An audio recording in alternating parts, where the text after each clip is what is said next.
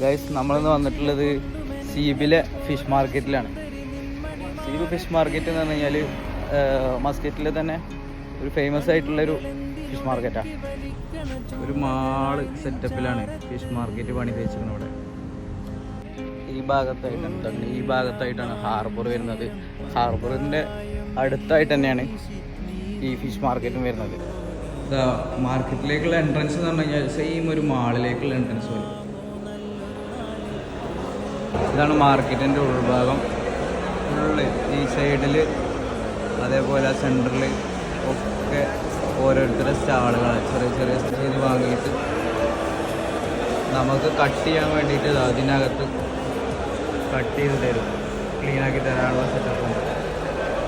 ഇത് തുറന്നു നോക്കുമ്പോൾ അറിയാം. ഇങ്ങനെ തുറന്നു നോക്കുമ്പോഴേ ചുമന്നതാണെന്നുണ്ടെങ്കിൽ ഫ്രഷ് ആവില്ലേ?